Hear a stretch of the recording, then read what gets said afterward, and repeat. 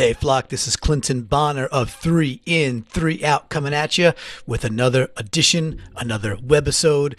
I don't care what you call it. Another victory for our Seahawks. I am so fired up. For those who don't know about this 3 In, 3 Out, it's a little side quill. It's a little extra. It's a little cherry on top. Maybe it's a side dish. Maybe it's sometimes an aperitif. Maybe sometimes it's the appetizer. Are those the same thing? I'm unsure. But what I do know is that this is written and performed and distributed exclusively for the Seahawks podcast. If you don't listen to the Seahawks podcast, you as a Seahawks fan need to do better. All right, let's get into this week's 3 In, 3 Out. And you know, we don't have a lot of rules. We do not have a lot of rules on 3 In, 3 Out, but we have one that we are stubborn about, and that is when we win, we start with an in. So let's start with a big in on this week's edition of 3 In, 3 Out.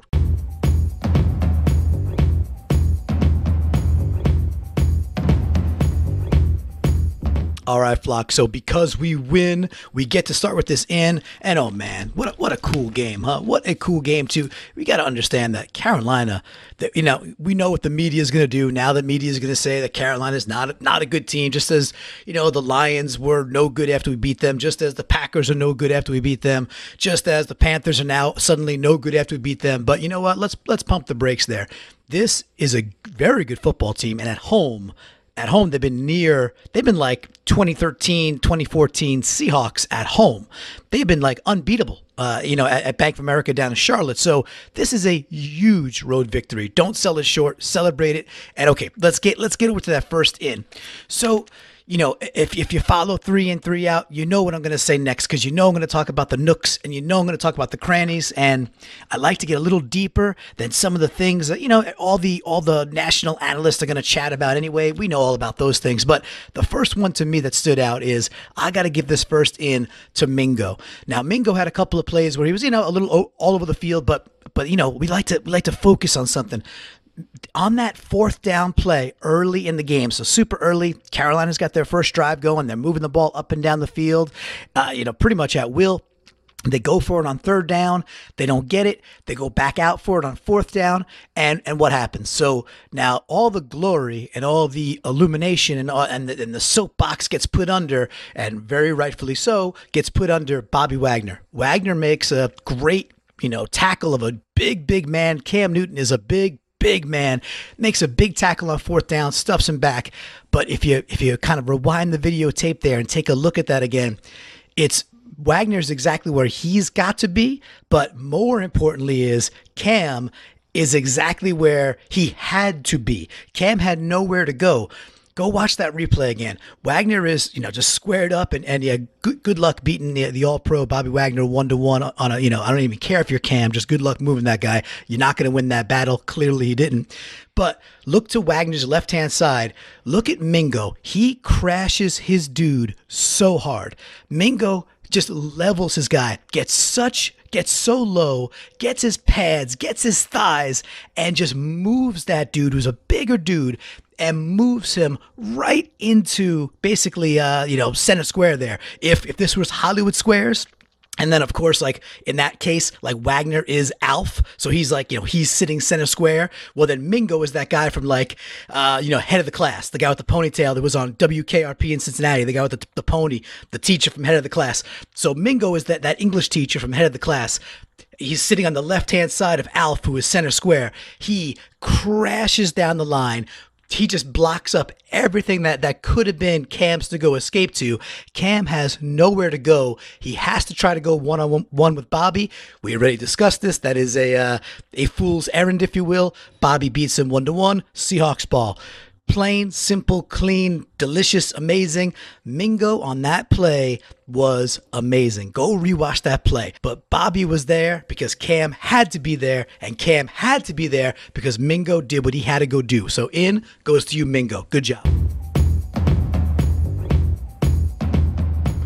All right, so the first out is not so much a singular play. I've got a couple later that I'm gonna pick on, a couple things that were singular, but this first out was kind of just, especially really in the kind of the second quarter, I think it was the third quarter. But man, I just have an issue. So this out Listen, Schottenheimer has done a nice job. We know the job Schottenheimer has done. Listen, you put up 30 on the road against a quality team. You get another victory. Like, we're averaging the high 20s per game. So I'm not picking on the offense. We have an identity. Our identity is strong. We run the ball. Then we get our chunk plays. This is how we win, and I love it. Man, oh man, oh man, oh man. Can we please give Chris Carson the freaking ball? Please. Listen, I know we got Penny. I know we got Davis, but I just, for the life of me, can't understand why Carson just disappears for segments of the game. I would call it, it's not moments, it's beyond moments, and it certainly isn't plays. He just disappears for segments of the game. And when I say disappears, I don't mean he's taking a play off. I don't mean he had an ineffective run here or there. I mean, the dude's not on the field. He's just not on the field. And I mean, here's the thing. I know they want to keep him fresh. I know we have other talented backs. I get all of that. But we're getting down to crunch time. We are in crunch time. It's actually been a really cool season because all of these weeks have been nearly like elimination games. A couple of weeks ago against the Packers, had to have that win, get the win. This week, this was nearly, an elimination game in its own right. Had to get the win, Can we please, I know you go look at the stats and you'll say, okay, well, Penny didn't have that many carries and Davis didn't have that many carries. I hear you. And I know Carson's getting the majority of the carries. Can we treat Carson like that bell cow that he is? Can we give Carson, 22 carries a game? Get him out of that like low teens, mid-teens. Get that dude into the high 20s. And I just think we'll be more successful. I just see enough plays out there where we're trying to go up the gut with Penny, trying to go in between the tackles with Penny, and to an extent with Davis. They're just not as good as Carson at run the friggin' ball with Chris Carson. All right, so that's the first out. Let's get over to the other side of the ledger, which is always more fun because that's the ins. So, Flock, this is a cool game because when I try to look down the side of the ledger, and it's kind of just this quick little take and say, well, what side do I have more stuff on? Where do I got to make tougher choices?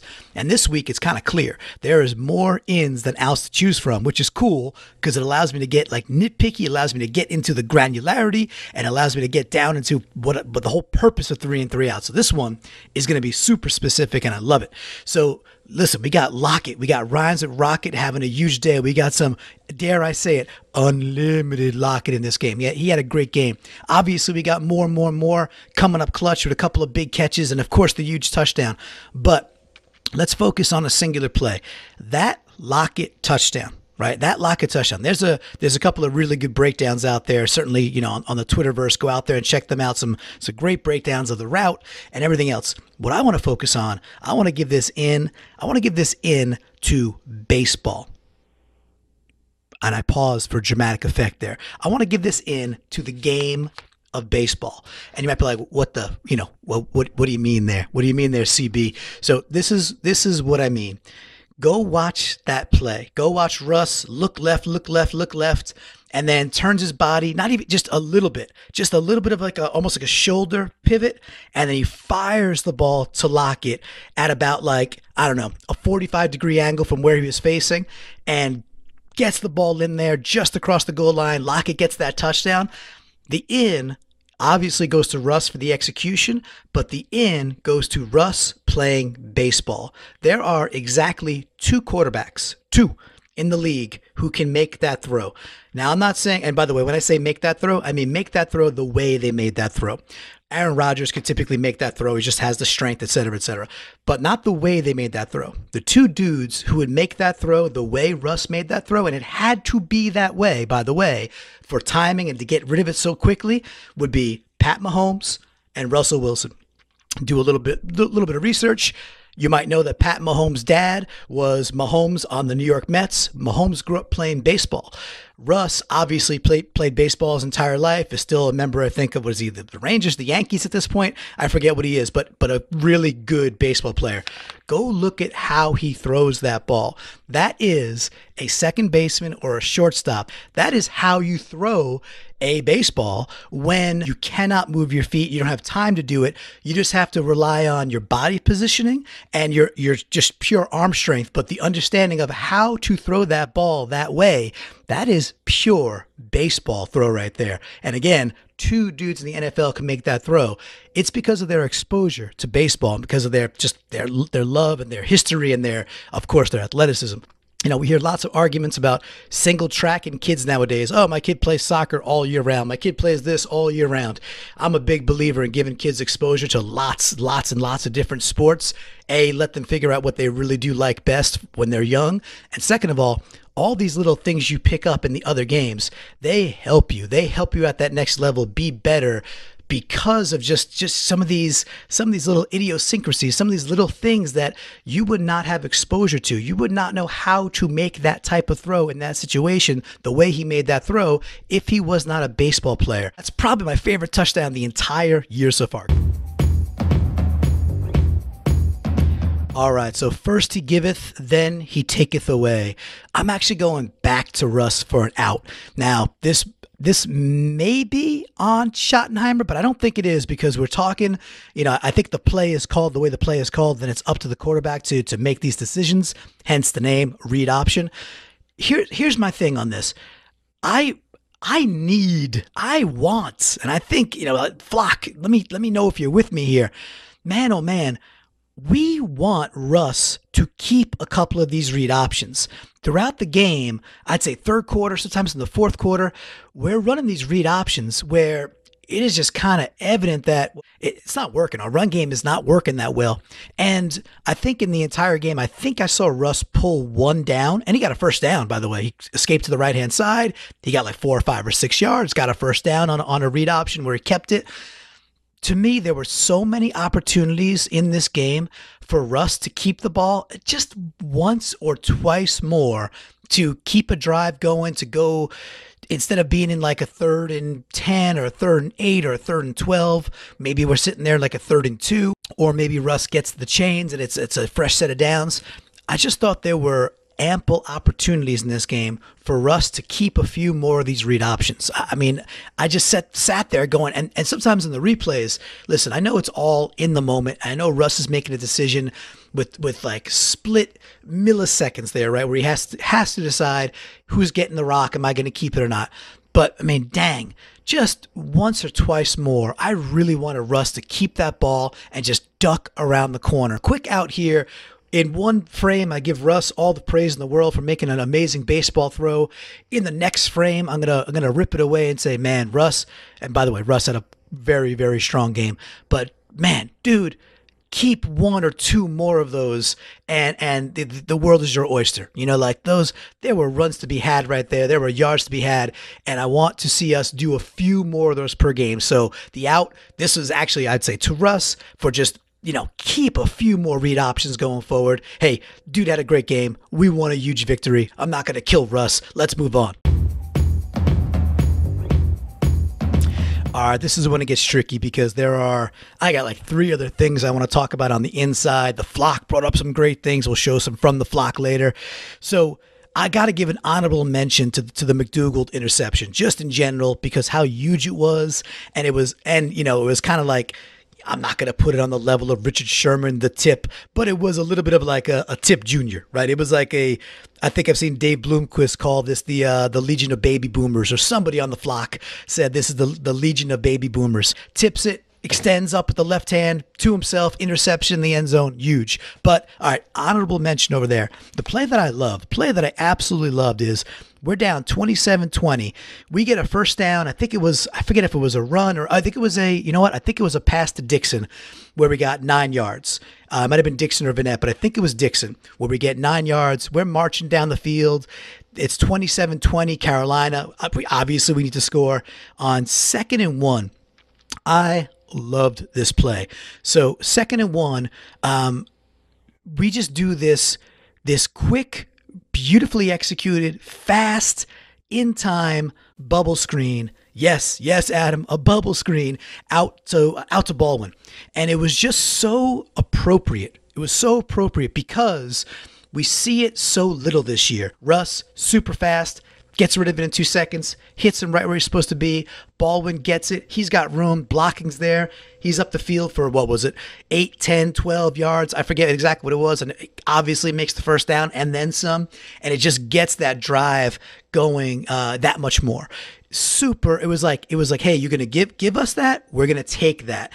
Perfect timing for that call, paired with perfect execution. So got to give it all the way down the line. Got to give Shoddy credit. Got to give Russ the credit. Got to give Baldwin the credit. Beautifully executed bubble screen on 2nd and 1. When we're down 27-20, when we absolutely need a touchdown drive. Love that play. Loved it. That gets the last in. All right, let's hop on over to the last out. Oh man, this is why it's 3 in, 3 out. This is the sober yin and the raging yang all together. So look at this, right? I'm looking at just giving heaps of praise to Schottenheimer all game long. Heaps of praise, right? But then the play right before the play being the 4th and 3 bomb to Moore for the touchdown, right? Okay. It's like winning erases all sins type thing. Let's not forget the play before the play. We're at 3rd and 3. Where are we? The 40 some odd yard line, right? 3rd and 3. What do we do? What do we do as a team? This is 4 down territory. Everybody on the field, everybody in the stands, everybody in the booth, everybody at home, everybody on the interwebs, everybody in the multiverses, we all understand this is 4 down territory. 3rd and 3. What do we do? What's our identity? What kind of team are we? We go out and we do 5 wide. We go 5, and I call 5 wide, with the emphasis on the Y. We go 5 wide again, and we try this low percentage floater, doesn't hit, and we're all shaking our head. This is 4 down territory. Why in the world are we not doing some read option there? Why in the world are we not running Chris Carson right there? Again, give Chris Carson the friggin' ball. I was beside myself on that 3rd and 3 going, I cannot believe we're in 5 wide again. I can't fathom we would go to 5 wide again. Could not believe it. Well, the next play may erase for many that memory. It doesn't erase it for me, because that 4th and 3, that is a long shot. We hit it. That's great. We get the win. I'm not going to say we got lucky. We executed. But man, oh man, that 3rd and 3, let's please get rid of 5 wide on 3rd and short. For the love of Pete Carroll, get rid of 5 wide on 3rd and short. All right, that's the last out. Let's get on over to all the goodness that is from the flock.